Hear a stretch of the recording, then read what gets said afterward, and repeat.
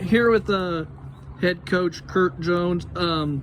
First off, I'd like to know what would be your highlight years as a coach, and how has coaching these kids inspired you to be a better person and a better coach that you could be? One highlight of my entire coaching career? Well, obviously last year winning the state tournament was pretty big. It's pretty memorable. We've had lots of good teams over the years. And just because we didn't get the state tournament doesn't mean we weren't a good team. We had a lot of good ones. And what was going through your mind to preparing and going through the whole state games and winning it? What was going through your mind up at the whole point of that games?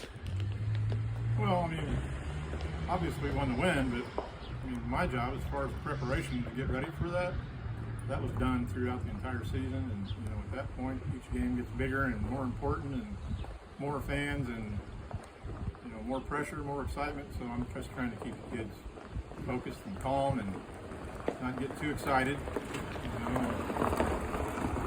Other than the game at SIU, which was pretty crazy, I think those guys did pretty well, keeping their heads about them and not getting too high or too low.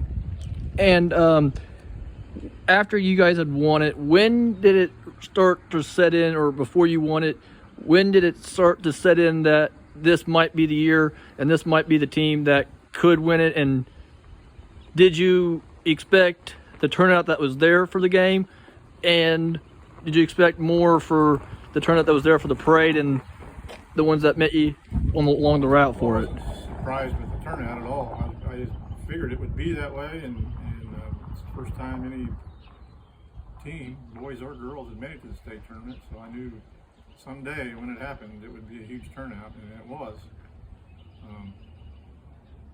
It had a big turnout for the sectional championship over Louisville, which it was close, but the farther you go, the bigger the turnout is, and everybody wants to come and see it. So when Spencer took the mound and throughout that game, and then you brought Chase in, how did you prepare to try to keep him calm and so that he could pitch his game that he knew how to pitch? And I don't know. He struggled some towards the end of the spring, but we knew that he could be really, really good. He's been good more than his little stretch where he struggled some, but I don't really feel like it was anything I did or said for that championship game as far as him and his approach.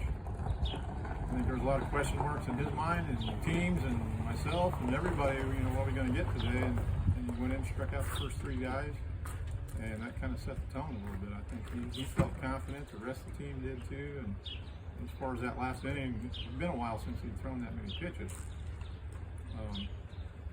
So here we are in the seventh, and he's got number 7, number 8, and number 9 hitters up. I thought, this is perfect. And had a walk, and then I think a base hit, and then a walk, and he put 7, 8, and 9 on with the top of the order up, and Chase, I was just hoping he'd get one out at least out of those guys. I knew Chase had 18 pitches left, and I really didn't want him going in that situation with nobody out, because it's pretty tough to get 3 outs with 18 pitches sometimes. It worked out. Double play was big. You going back to said the game that was got crazy. Was there any part of you that was having a debate that this might be the year that it slipped away, or did you not think that the team could really come back and pull it through and pull it out? Well, you never know in those situations. Once they got the lead, 14-12, it looked rather bleak. Thinking, yeah, this one let it slip away, but fortunately he had a couple pretty big hits, and they walked a few there in that last inning when we ended up scoring the winning run. So that's part of it. Walks, errors, and things like that really hurt you, and that kind of bit them in that last inning when we scored. And one of my final questions that when I was here watching, your winning records from like all wins and all that. If you could pick like any coaches that has coached South Central that could maybe inspire you to be who you could want to be better, who would that be? That could be that one person that you could maybe call and say, hey, how can I do this or whatever.